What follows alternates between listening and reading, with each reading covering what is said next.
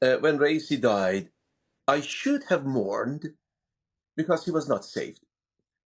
He was an evil person, and I should have mourned it. This is a biblical approach.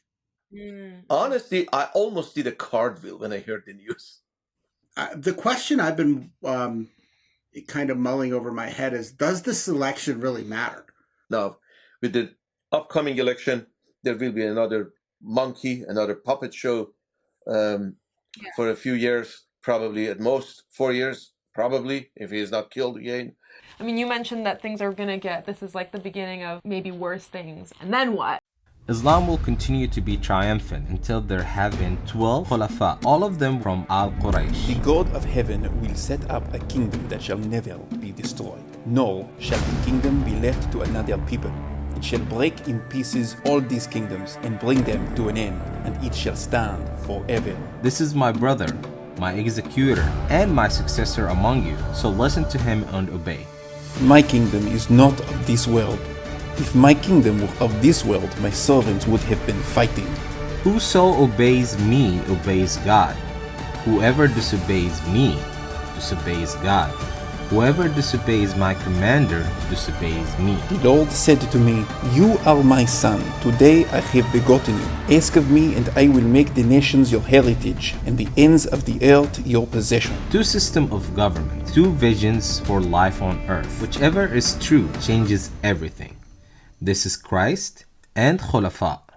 Welcome back to another episode of Christ and Caliphate. We are currently talking about the upcoming Iranian elections.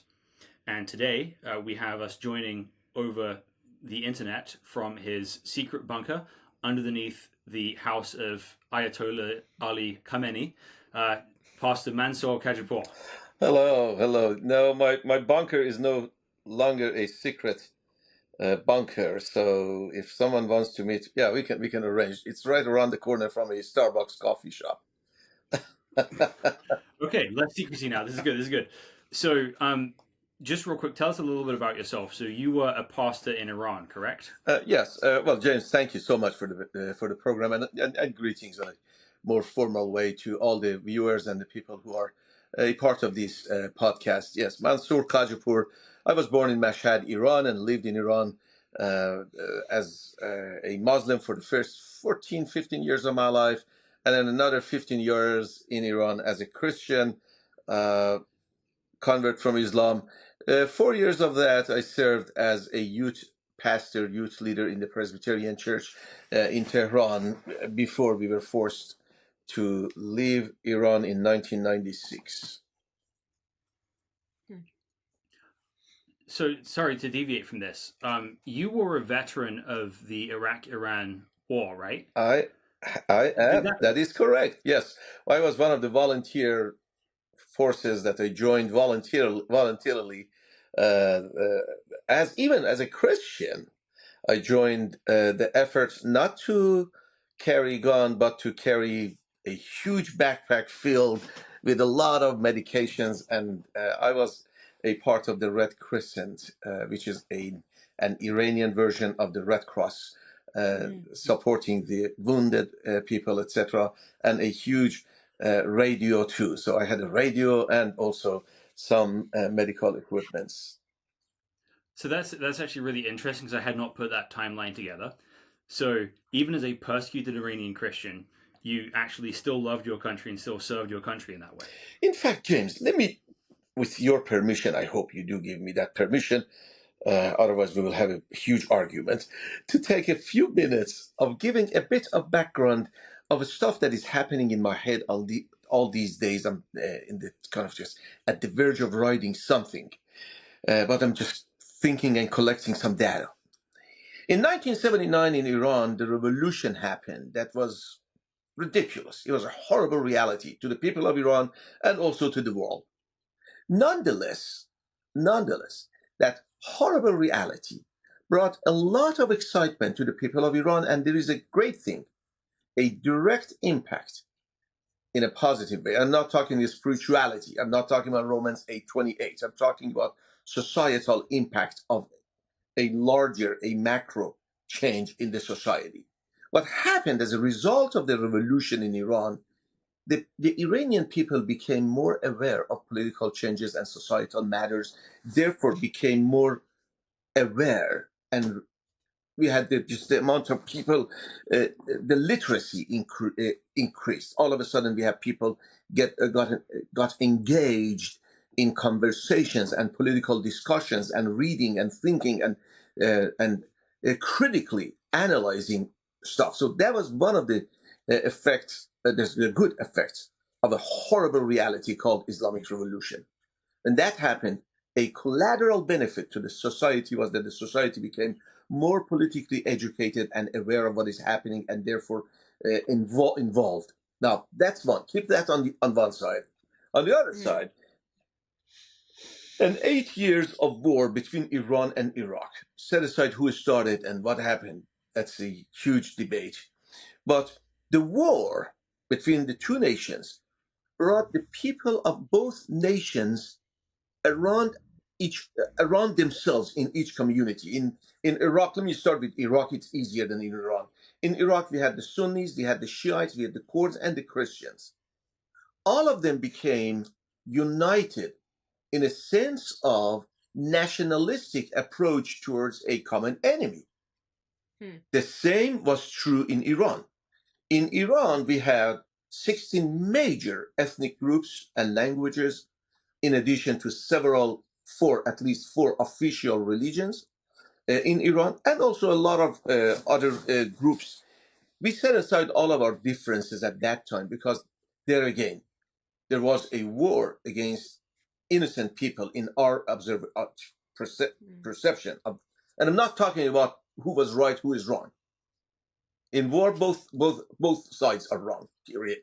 But in that situation, a lot of people got together and said, well, we got to do something for our nation. Now, I had recently became Christian, and as a Christian, I knew that I should not bear arms. But I wanted to do something for my fellow citizens. So I became a part of trained person to serve in the Red Crescent and go to the war to support. And I served for 6 months and 13 days before I was injured and helivaced back. So that is what basically I wanted to make a point here, James, is that number one, a more awareness of political changes and dynamics in the environment that took place as a result of the Islamic Revolution. And number two, a couple of years later, an international war, a war with a neighboring country, started bringing us a bit closer to each other, more aware, more closer. Therefore, there you go. Some of our challenges that came to the church in Iran between 1993 and onward, years after that, did not exist in early 1990 and late 1980. Why? Because we, the Christians, did not segregate ourselves. We were included a part of the larger community, even in cases of being engaged in war, etc., although we were Christians. So, yes, I was Christian. I was a Muslim convert to Christianity. I became a volunteer force, and I joined the forces in Iran to basically support our fellow citizens, and I was wounded in that war. Wow, that's amazing. It's just so many layers there.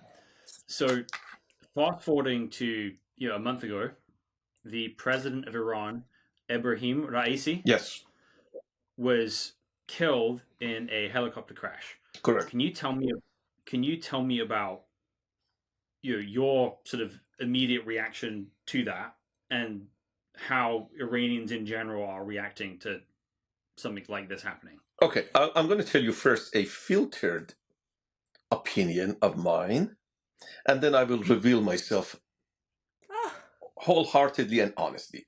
The filter is on which I should be that person, but not at all time I'm that person. The filter is the Bible. The Bible teaches us that God does not get excited about the death of an evil man, because that evil person should have repented anyways. God also uses good and not so good events for the good of his people and his will. And we know all these things. Nonetheless, when Raisi died, I should have mourned because he was not saved. He was an evil person. And I should have mourned it. This is a biblical approach. Honestly, I almost did a cartwheel when I heard the news. Almost. I said, well, hallelujah, the world is a cleaner world with one less evil person on the face of the earth. Now, as a pastor, as an Iranian person, as a Christian person, I should be more careful what I say on a platform like this. But let me just be honest with you. I joined many Iranians, millions of Iranians in Iran and around the world in celebrating God's punishment of a man who was a reckless evil, who had killed and has been a part of the massacre of many Iranians in the past. He was a threat to many nations. He was a disgrace to our heritage, and he is killed by the Iranian supreme leader. It is it's unfortunate that in the Iranian dictatorship system, there are a lot of people like him who have been killed by the supreme leader. Wow. I mean, watching from afar, right? On Twitter, different places. It's X now, and all the other different social media outlets I've been looking through to try and get kind of a feel, right? Yeah. Of what's going on that's not filtered, right? Yeah. Like, maybe not coming from an official news source, but maybe more, boots on the ground kind of thing. So the question I've been kind of mulling over my head is, does this election really matter? I mean, is the outcome cast, does the popular vote really mean anything in Afghanistan? I have seen some sentiment that, we get the same thing in America too, right? Like, it doesn't really matter. My vote doesn't count for anything. But in an environment like that, how much does this vote really matter? Like, how is the outcome set?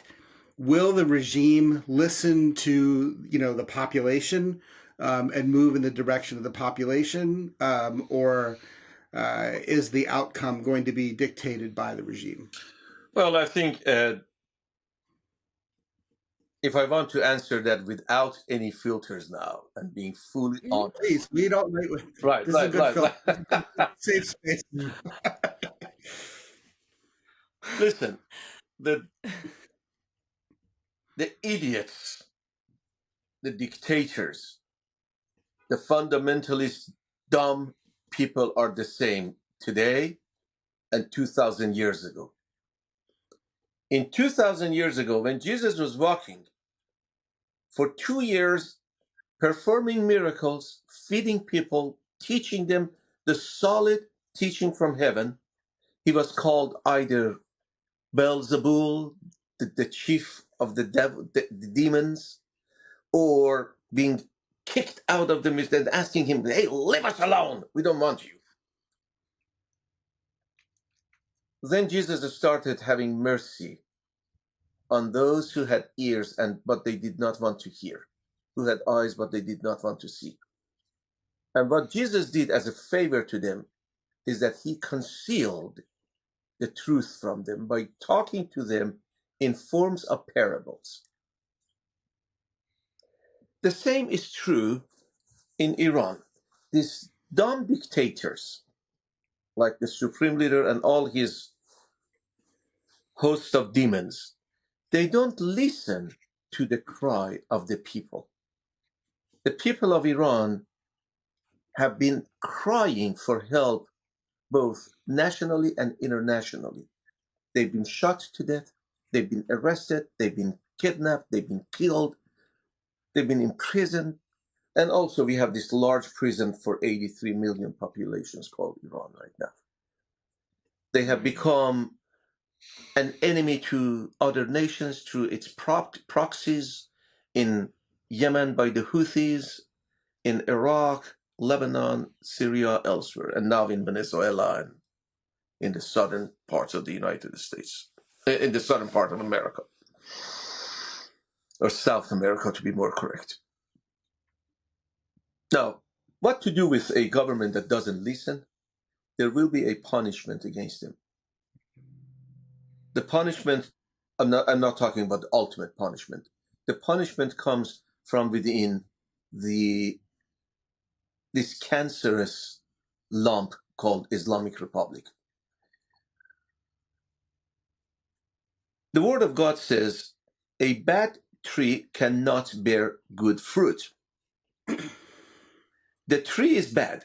The essence of this type of mentality and fundamentalism that is the engine behind the dictators, whoever the president might be in Iran, is the same essence. It's corrupted. And I'm not talking about and I'm not talking about you guys. This is Mansour's statement. It is in the essence of Islam that teaches all these horrible things to that basically doctrinally there is a major problem. But at this time, let me not talk about the theology. Let me talk about the practice of faith among these dictators. What we have seen in the past 43, 44 years is the same. It doesn't matter who is in the office.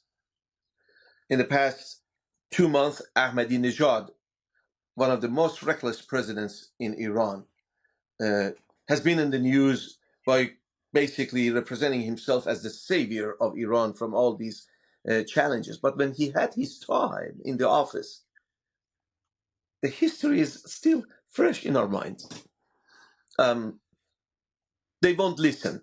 To summarize this long answer, let me just tell you, it doesn't matter what people say. They don't listen. What people have been saying when Raisi became the president of Iran, it was loud and clear. People did not participate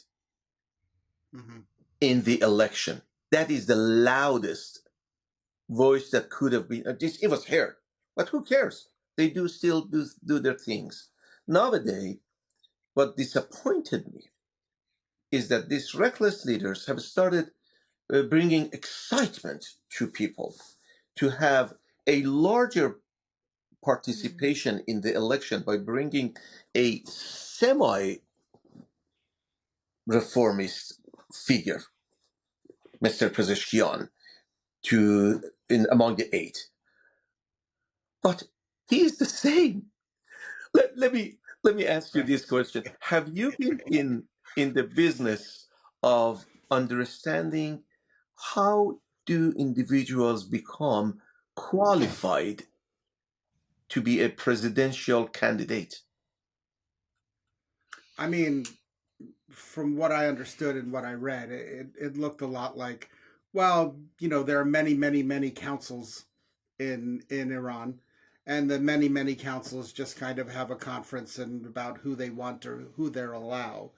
And I mean, the thing that you get in doing some even like cursory research is that it's all just, okay, this person is more hardline than the other one, and this person is less hardline than the other one, and that's the litmus test for candidacy. Yeah. Right. Does it matter when there is when people talk about reformers? Yeah.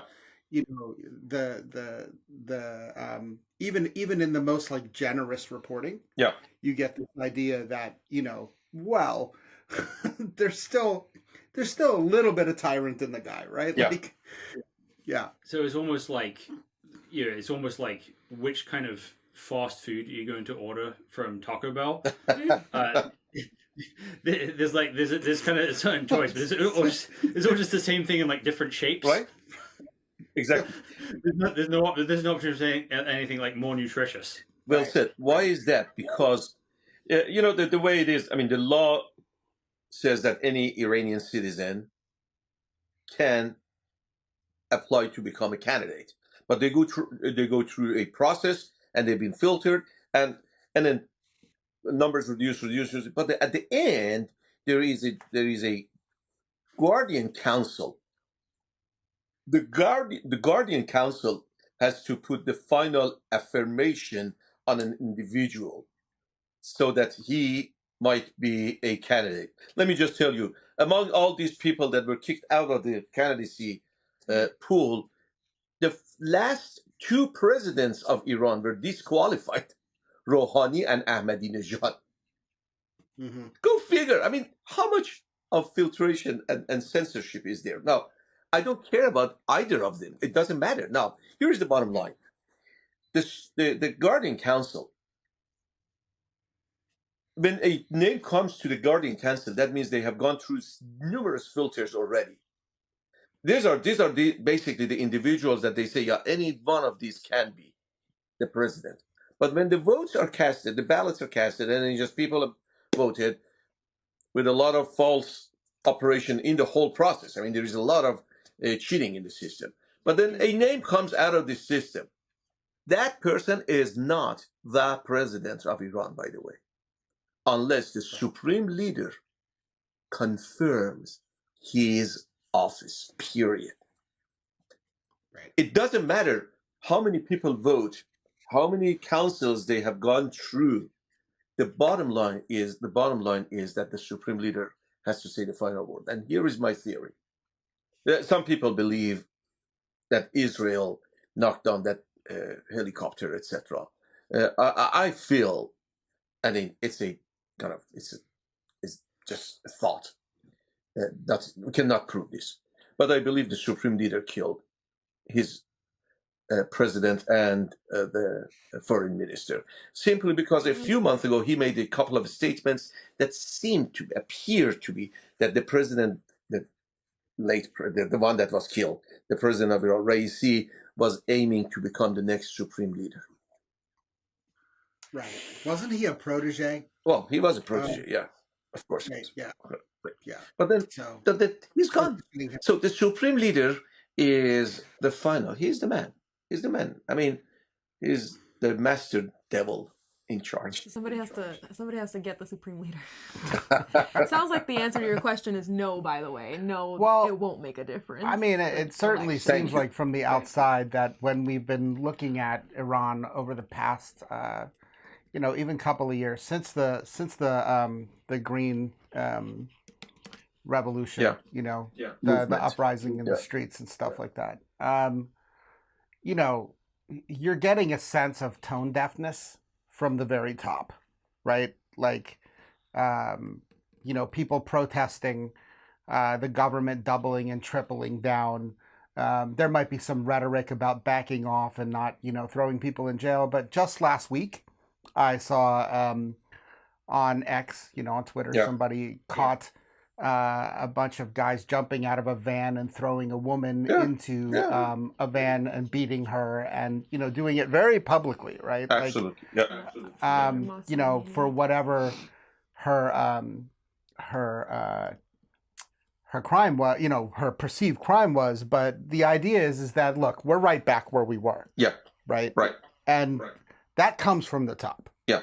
Right. Yeah. So there's not movement in the area of like how you're going to treat women, what society as a whole is allowed to do and how they're allowed to intervene in the lives of citizens. Right. Yeah. So, and it's going to be from a very, very strict, hardline Islamic filter. So, from the outside, it certainly seems like it doesn't look like it matters much, but we figured we'd post the question to you because you're closer to the heartbeat of the whole thing. The short answer was thanks for summarizing. It doesn't matter what happens. It doesn't matter who is in the office. The essence of this dictatorship is a challenge. We have been at the verge of overthrowing the government, the nation of Iran, a couple of times.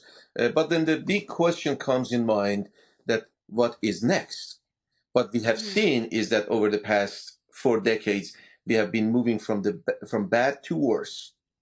And anytime that we have done something that created a bit or provoked a bit of hope, then something worse has happened. Now, here's something that I expect to happen in the next few days. I expect more people to being a more percentage of the community, the society of Iran, the society at large, to being involved in the election compared to the election 4 years ago. And here's why. People have gone from hopelessness to carelessness now. Hopelessness was 4 years ago that another revolution, the Green Movement, etc., has been collapsed. A Great Depression. No hope. Now, nobody cares. Even the Iranian government doesn't care anymore. They have reduced, for the first time ever in 4 decades, they have reduced the requirement for the voters to cast their ballots. All the way until this very current election. Every single election in Iran, every Iranian was required to have the national identification, your birth certificate card or passport looking card with them to being eligible to vote. They have lifted that requirement now. Wow. What does that tell you? Even the government loud and clear says, we don't care who votes. Doesn't matter. Right. Now, people I think that's a move to like spark greater turnout since the turnout has been so bad. Yeah. Now, that will also give them the power and the tool that they need to cheat even further in the system. It is not a requirement. So who can prove that there has been so many millions voting or not voting? So people are on the other side of this equation. The people of Iran are also kind of careless. Doesn't matter. They know that it doesn't matter. And now they have gone to the situation that they are careless. Who is in the office? It doesn't matter. There is no hope. Nothing is going to change absolutely from bad to better. It will be, the worst is just yet to come. And in this situation, whatever. So right. If I can borrow a theme from neighboring countries, Turkey's Erdogan elections have 95% turnout, right? Yeah. Iran, under Saddam, 99% turnout and 99% of the vote going to Saddam. Exactly. So it's unfortunate, but it is a reality, not just in Iran, but in other places. Good point. This makes me feel a lot better about the Mexican elections that just happened. Oh boy! Now, all right, now we're talking. Yeah.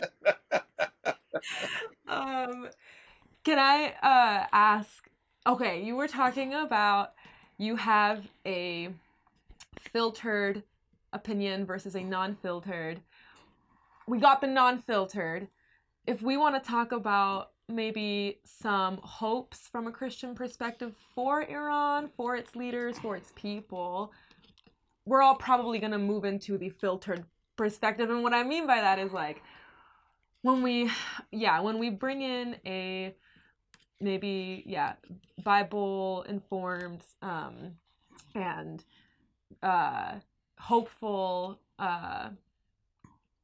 opinion and perspective to the situation, that's our hopes, and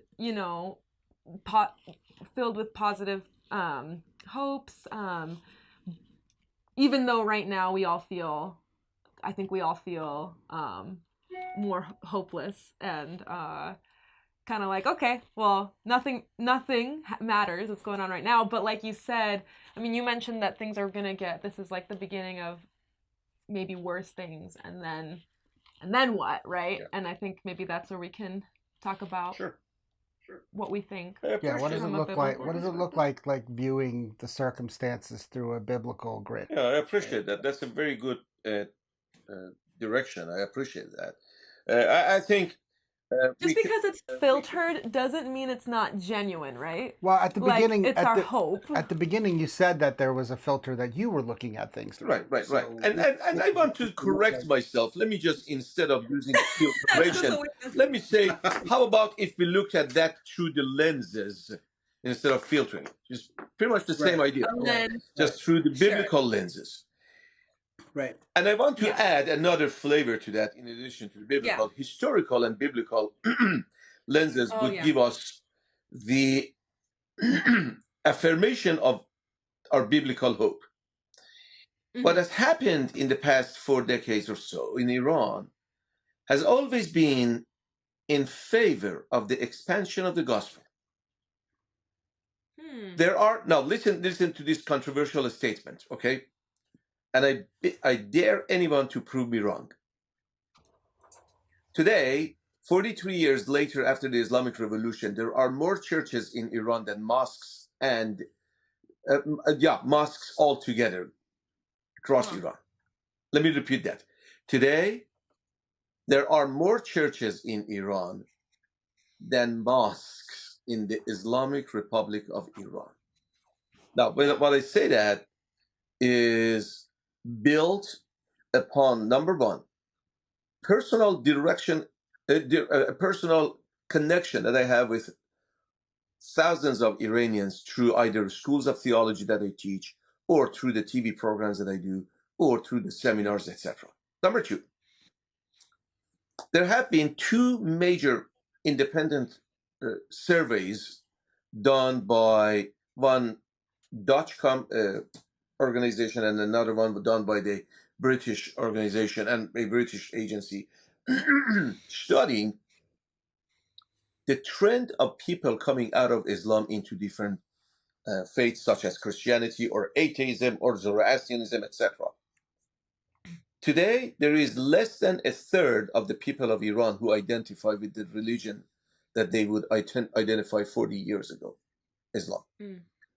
So, why is that? Because of the situation that is happening, has been happening in Iran. Many people have turned away from Islam. And it is happening even at a faster pace nowadays. The darker it gets, what is that famous saying? The darker it gets, the brighter the light of Christ will be. So, historically, in the past 4 decades and so, we have seen at least 2.5 million Muslims have converted from Islam to Christianity. And that is the extremely most conservative number that I have come up with in my readings. Some of my colleagues believe it's much larger than that. Number 2. I mean, I know Iranian Christians that you don't know, that I don't think anyone else knows about either. So I believe there's more to it. Oh yeah. So the most conservative number that I have come up with is 2.5 million, but it is much larger than that. Now, what do you think is bigger, the Christian number or the atheist number of Iranians? No, the atheists are more. Okay. The agnostics are more. Zoroastrians are more. We're talking about the most conservative number that I can think of is 3% of Iranian people are evangelical Christians now, and that will be just about 2.5 million.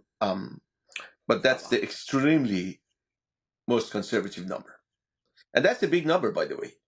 That's a big number. That's a huge number. At the turn of the revolution in 1979, not more than 500 former Muslims lived in Iran. All throughout the history of 2,000 years of Christianity in Iran, it's estimated, it's not a formal study, that the number should be under 50,000 people altogether, collectively, in 2,000 years of Christianity in Iran. 1,400 years of that Islam, and another 600 of Zoroastrianism. And then that's about 50,000. And now, all of a sudden, in 4 decades, we have at least 2.5 million. So that's a major shift. Now, what has caused this? Of course, the Lord is in control. He is doing that. But the same trend that has been happening in other dictatorship nations around the globe, when there is an oppression, people are seeking freedom. People are searching for an answer. And this oppressive presence of the Islamic Republic in Iran, with all their horrible actions and reactions to the people, has revealed the truth about this particular type of theocratic government.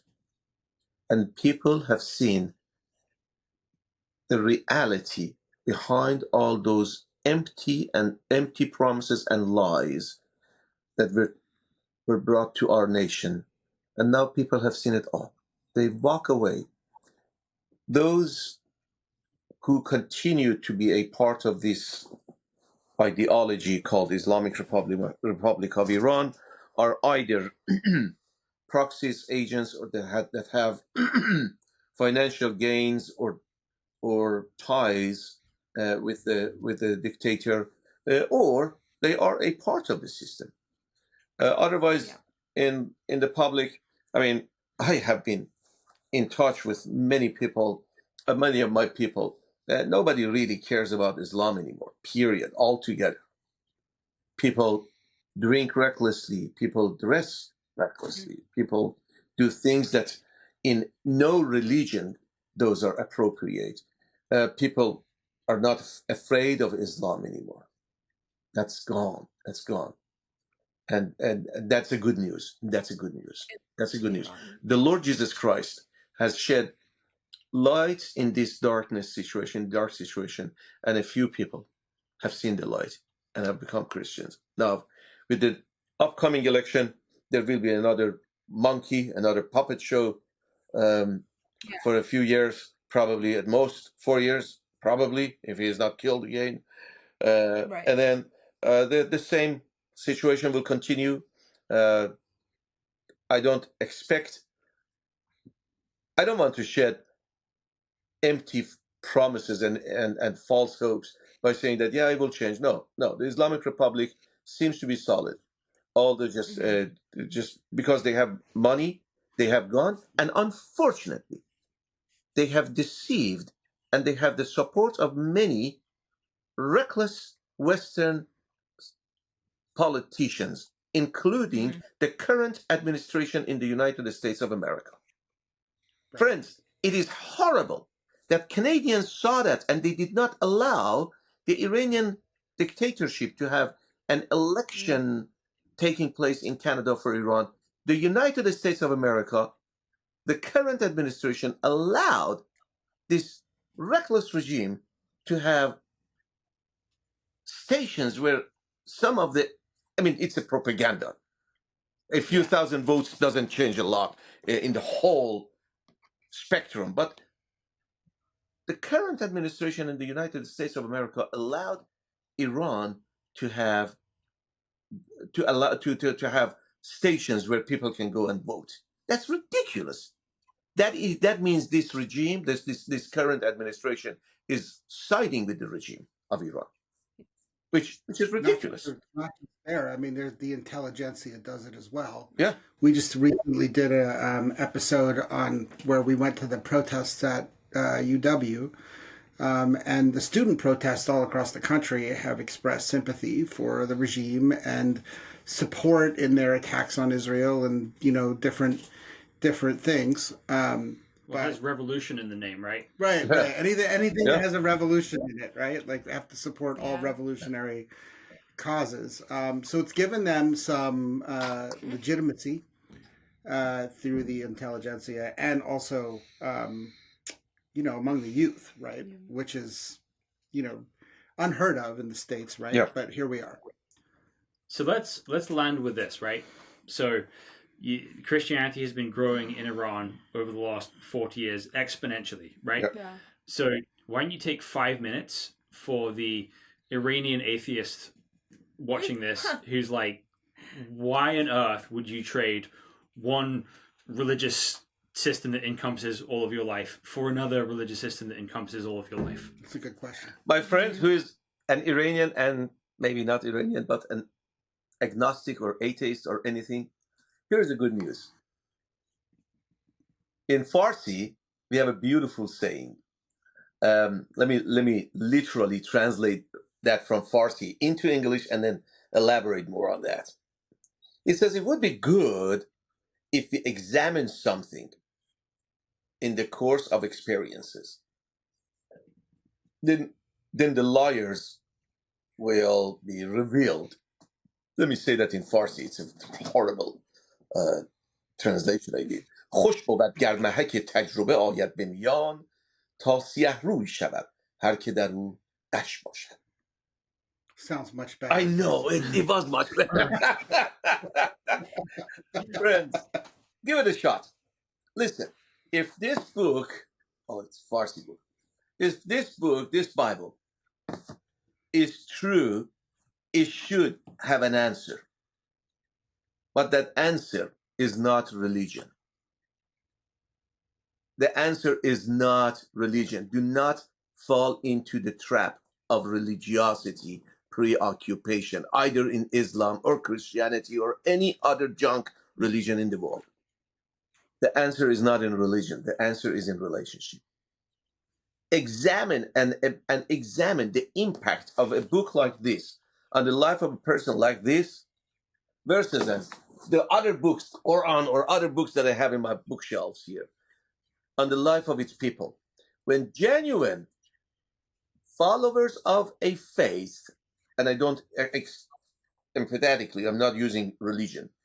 If you study the impact of a faith on its people, what would be your evaluation? What is the outcome of a religion that makes people fundamentalists and hardliners, encouraging horrible actions against humanity? Whereas this Bible teaches us to live in moderation with other people.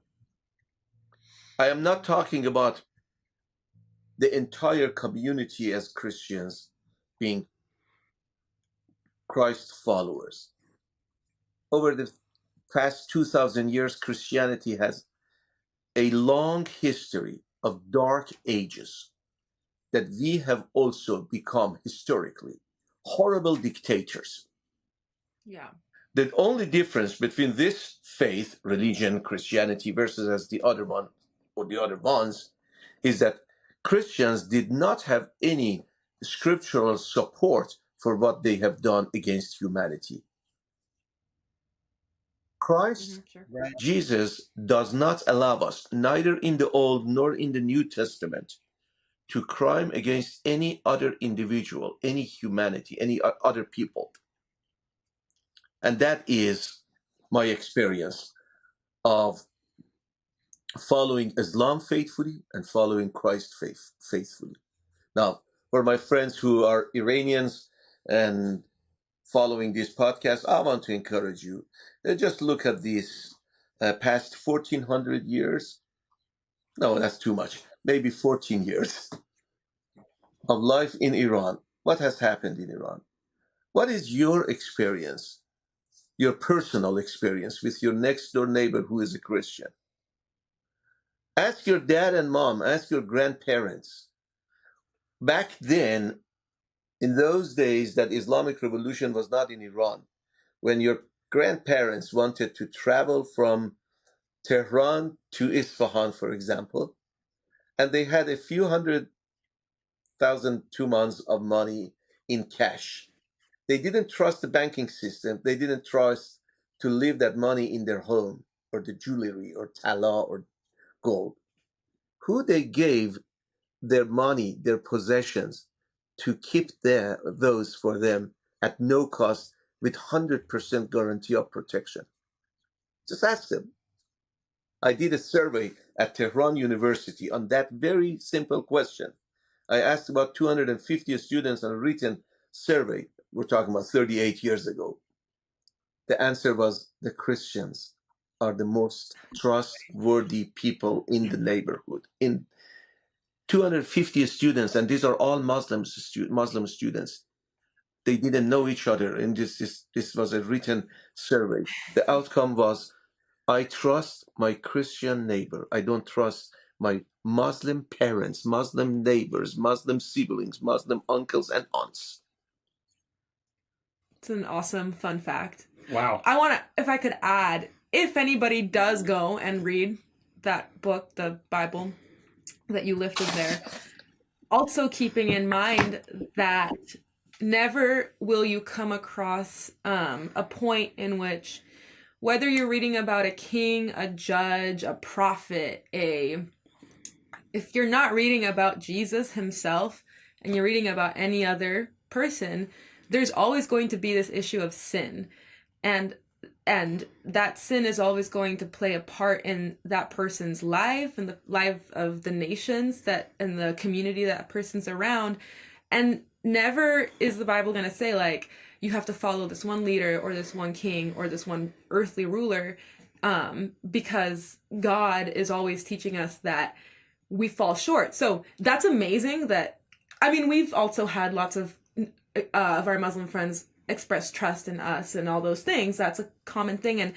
And that's because that's because of Jesus, right? That's because of a supernatural change and like hope that is not a part of like our own flesh and like our own, because in our flesh we're sinful. And so if we are trustworthy as Christians, right, it's because we know we are fundamentally not trustworthy. Yes. And we need God's help. Right. And he helps us. Right. And he helps us. Yeah.